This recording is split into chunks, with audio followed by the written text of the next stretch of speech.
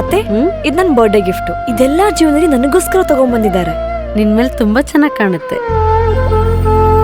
ಇದು ತುಂಬಾ ಚೆನ್ನಾಗಿದೆ ಅಲ್ವಾ? ತುಂಬಾ ಚೆನ್ನಾಗಿದೆ.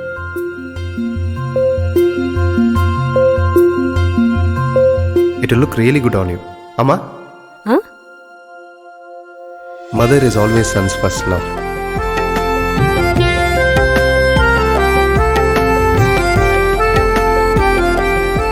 ಪ್ರತಿ ಪೀಳಿಗೆಯ ಪ್ರೀತಿಯ ಮಳಿಗೆ GL ಆಚಾರ್ಯ ಜುವೆಲ್ಲರ್ಸ್.